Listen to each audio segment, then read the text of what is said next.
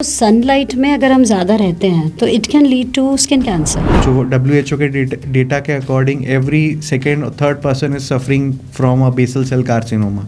Skin का एक cancer है। इज इट कि जो स्किन कैंसर होता है उसके क्या सिम्टम्स होते हैं? मोस्टली 3 टाइप के होते हैं, squamous cell carcinoma, basal cell carcinoma और मेलेनोमास होते हैं। स्किन डिजीज इतने हो क्यों रहे हैं आजकल? काफ़ी लाइफस्टाइल चेंजेस आए हैं, डाइट्स हैं, सेडेंट्री लाइफस्टाइल हो गया। जो सनलाइट है उससे कितना हमें दिक्कत रहती है, like Indian skin? UV lights में भी देर आर यूवी रेज में भी अलग अलग टाइप की होती है जो हार्म करती है और जो कम हार्म करती है। हार्म कब करती है? जब बहुत ज़्यादा आपका सन एक्सपोजर है। जैसे सोराइसिस अभी बहुत राइज पे है, काफ़ी लोगों को देखा है, तो उसमें व्हाट आर द सिम्टम्स या कैसे उससे थोड़ा सा बचा जा सकता है? ये बचने का तो अलग ही चीज़ है, बट केसेस राइज पे इसलिए है क्योंकि nowadays people are aware of their skin.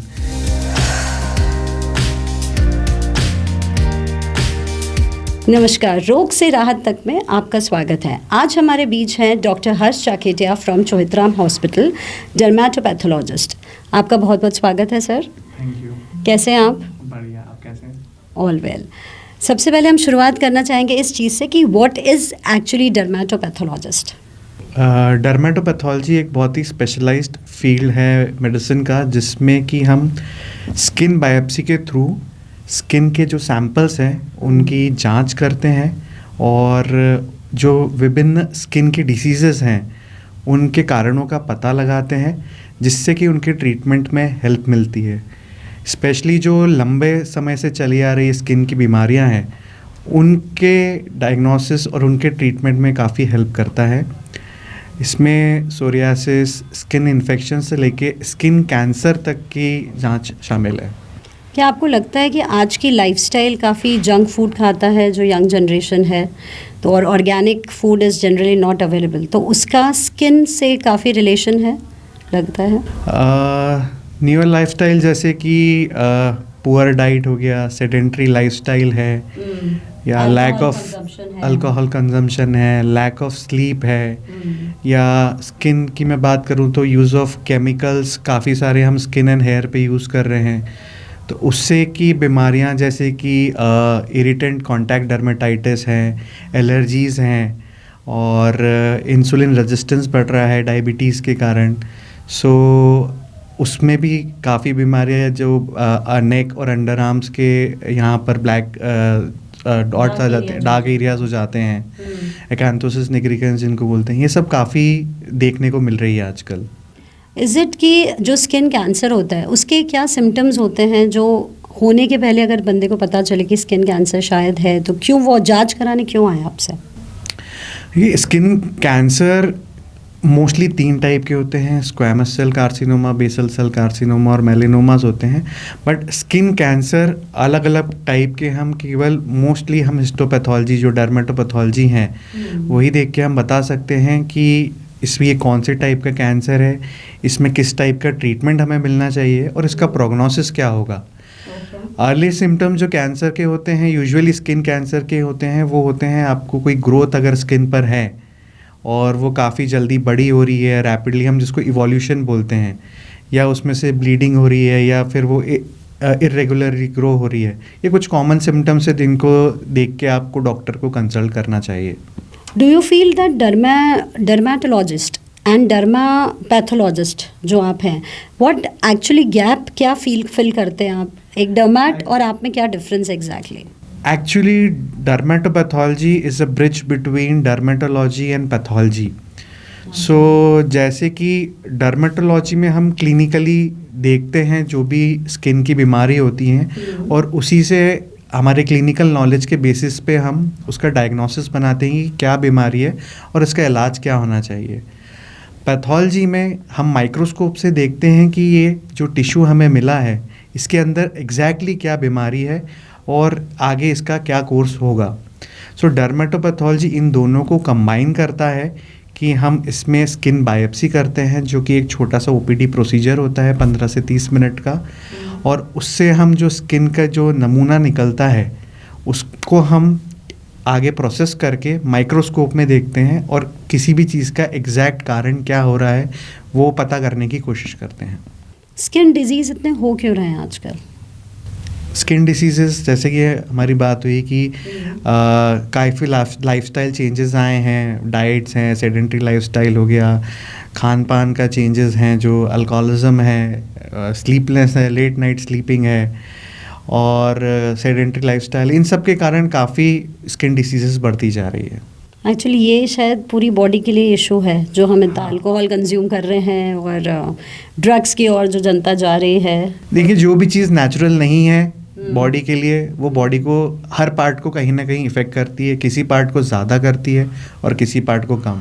तो जो भी नेचुरल चीज़ें हैं वो हमेशा ही फ़ायदेमंद रहती है। कुछ भी जो नेचुरल नहीं होता है दैट ऑलवेज अफेक्ट्स बॉडी। जो सनलाइट है उससे कितना हमें दिक्कत रहती है, लाइक इंडियन उसको स्किन को? ऐसा पर्टिकुलरली कह पाना तो थोड़ा मुश्किल है, बट यूवी लाइट्स में भी देयर आर, यूवी रेज में भी अलग अलग टाइप की होती है जो हार्म करती है और जो कम हार्म करती है। हार्म कब करती है? जब बहुत ज़्यादा आपका सन एक्सपोजर है या फिर आपको कोई लीजन है जिसमें सन एक्सपोजर या यूवी रेज का डायरेक्ट एक्सपोजर हो रहा है, आपका प्रोफेशन वैसा है, तो उसमें it leads to cancers, mainly it leads to cancers. तो सनलाइट में अगर हम ज़्यादा रहते हैं तो it can lead to skin cancer? नहीं, सनलाइट में ज़्यादा रहने के से डायरेक्टली तो नहीं होता है, बट इसमें काफ़ी सारे फैक्टर्स होते हैं। जैसे हम अगर बात करें ऑस्ट्रेलिया, तो ऑस्ट्रेलिया में white skin people, fair skin people ज़्यादा है और वो डायरेक्टली इक्वेटर के पास है। तो वहाँ पर जो WHO के डेटा के अकॉर्डिंग एवरी सेकेंड और third person is suffering from a basal cell carcinoma. Skin का एक कैंसर है, स्किन का एक कैंसर का प्रकार है। बट सिंस इंडियन पॉपुलेशन में वी हैव डार्क स्किन, तो हमारे इसमें मेलानिन ज़्यादा होता है which usually protects us from the sun damage. तो फिर क्या ऐसा भी कुछ है कि जो साउथ एरिया के लोग हैं वो थोड़े ज़्यादा डार्क रहते हैं टोन में, तो उनको ज़्यादा प्रोटेक्शन है? Protection yes, of course melanin से प्रोटेक्शन मिलता है, पर फिर भी इंडियन सिनेरियो में ये जो हम अगर फेयर स्किन से कंपेयर करें तो इट इज़ मच बेटर।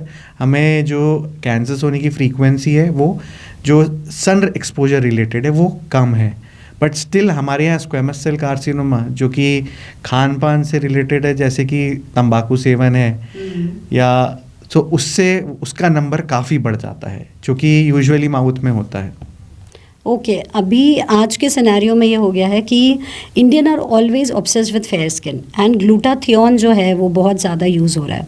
तो व्हाट डू यू फील कि ये स्टेरॉइड्स हम बहुत ले रहे हैं, ग्लूटाथियोन जैसे स्टेरॉइड्स हम लेते हैं, तो ये कुछ टाइम के लिए स्किन पे इफेक्ट करते हैं।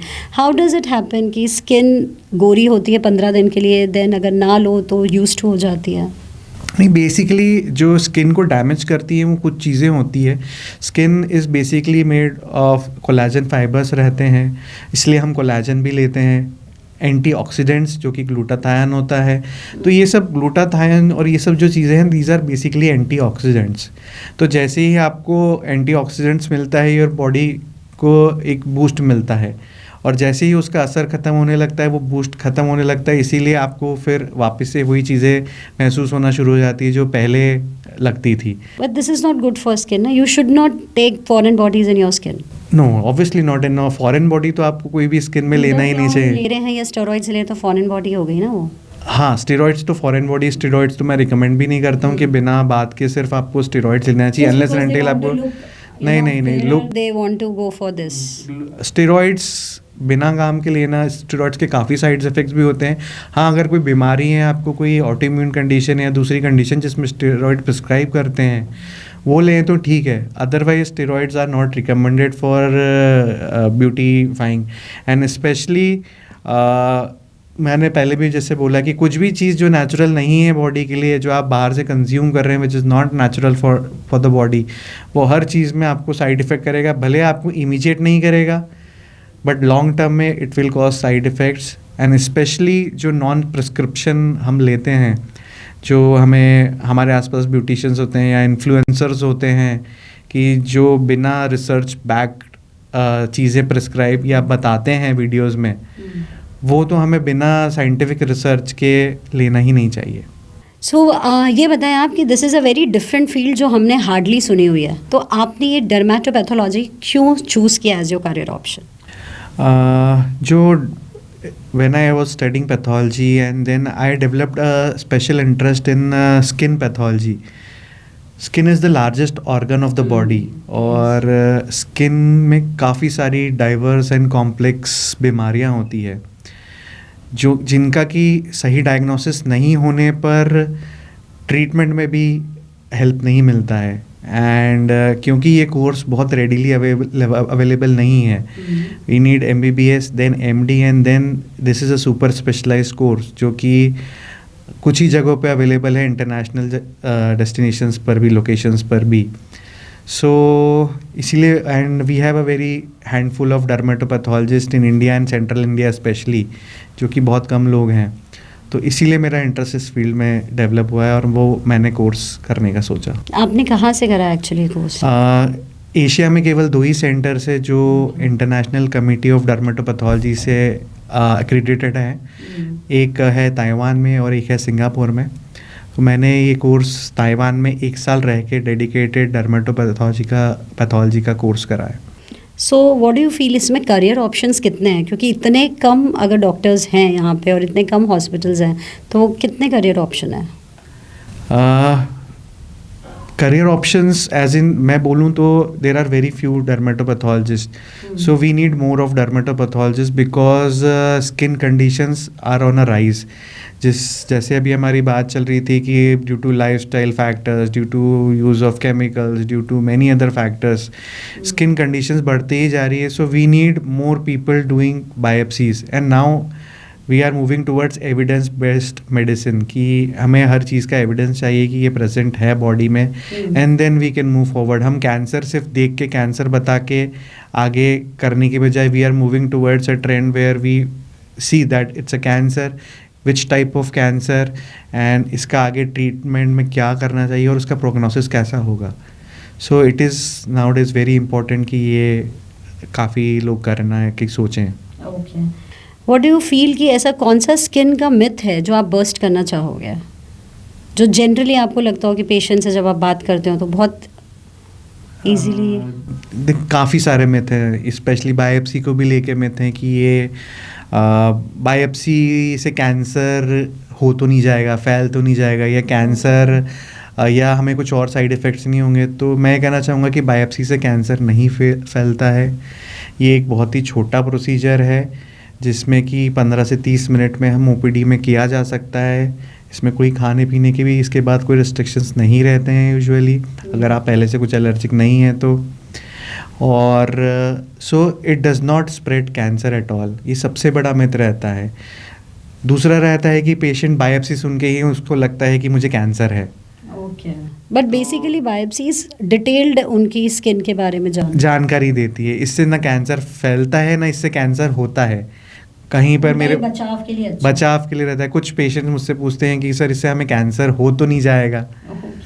तो हम बोलते हैं नहीं, इससे कैंसर या कोई ऐसा कुछ भी नहीं होता है। तो ये एक बहुत बड़ा मिथ है। एंड काफ़ी सारी स्किन की कंडीशंस होती हैं कैंसर के अलावा भी जिसमें बायोप्सी की ज़रूरत होती है।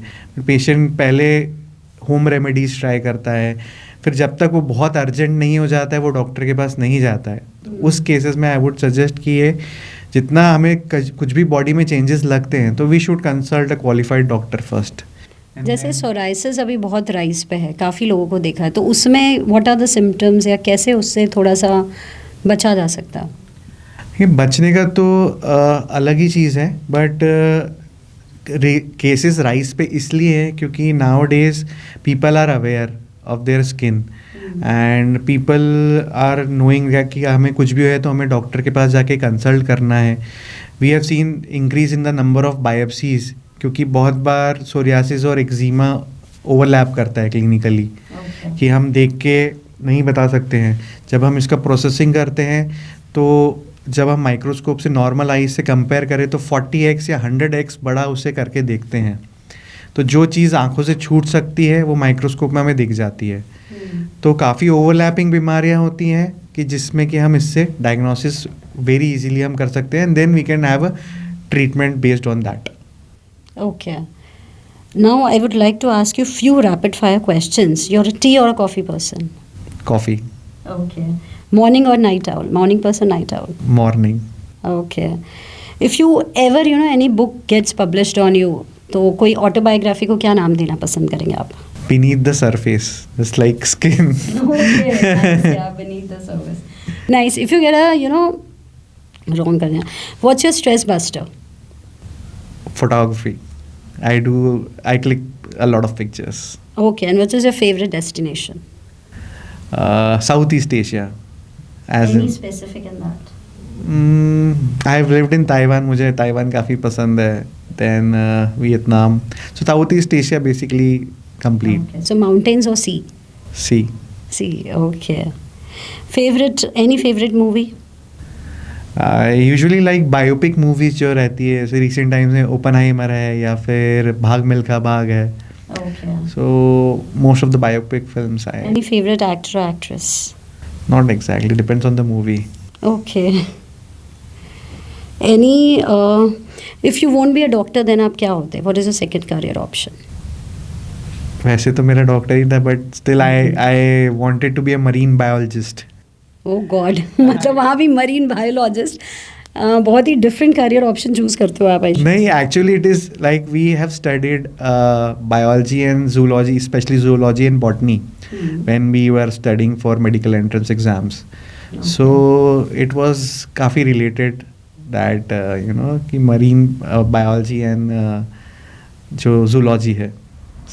So मैं आपसे एक चीज़ और पूछना चाहूँगी कि जो मोल्स हैं वो काफ़ी होते हैं, लोगों को रेड कलर के भी होते हैं, ब्लैक कलर के भी होते हैं, तो क्या इसमें भी स्किन कैंसर हो सकता है? डेफिनेटली मोल्स में स्किन कैंसर हो सकता है, बट कुछ साइंस एंड सिम्टम्स होते हैं जो देख के पता कर सकते हैं कि ये मोल है या स्किन कैंसर है, और इन्हीं केसेस में स्किन बायोप्सी बहुत ज़रूरी होती है. अगर मोल एसिमेट्रिकल है, अगर उसके बॉर्डर्स अनइवन है, उसमें कलर चेंजेस है या अलग अलग कलर हैं उसमें, या फिर उस डायमीटर है बड़ा है या इवॉल्विंग है, जैसे कि उस एकदम से ही बढ़ रहा है उसके चेंजेस, तो हम इनको बोलते हैं ABCDE. Okay. तो ये अगर कुछ भी रहता है इसमें, तो you need to consult your doctor immediately कि वो मोल है या ये कैंसर में कन्वर्ट तो नहीं हो रहा है.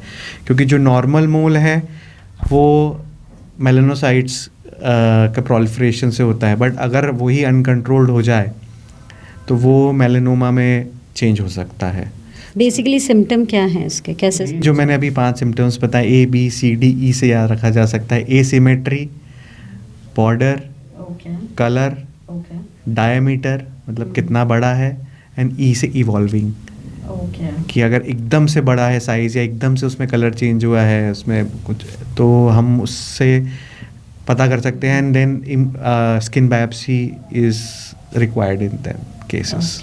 अभी जो डर्मेटोपैथोलॉजिस्ट है आपकी ब्रांच, ये रिसेंटली सुनने में आई है, तो आप ये बताएं कि जब ये नहीं था तब क्या होता था, तब कैसे स्किन डिजीज़ के बारे में पता चलता था? एक्चुअली स्किन बायोप्सीज तो करते थे, बट इंदौर से हमें उन्हें मुंबई, दिल्ली और अलग अलग जगहों पर भेजना पड़ता था. पहले इंदौर में ये सुविधाएं अवेलेबल नहीं थी, but nowadays as Indore is growing as a medical hub, so we have this facility कि हम अब यहाँ पर ही प्रोसेस करके और यहाँ पर ही हम उसका डायग्नोसिस करके आगे बता सकते हैं कि ये क्या है. तो it becomes easy for the people of Indore and even आसपास के एरिया से, जैसे मेरे पास काफ़ी जगह से भोपाल, महू, देवास, शाहजहाँपुर, उज्जैन से भी काफ़ी पेशेंट्स आते हैं to get skin biopsy done. Okay. So thank you so much for your time. I hope कि हमारे दर्शकों को काफ़ी जानकारी मिली होगी स्किन डर्मेटोपैथोलॉजिस्ट को लेकर, और स्किन बायोप्सी एक्चुअली क्या होता है उसको लेकर. Thank you so much. Pure assure दूध और घी, माँ के प्यार सा, मिलावट से दूर, भरोसे से भरपूर, प्योर भी श्योर भी.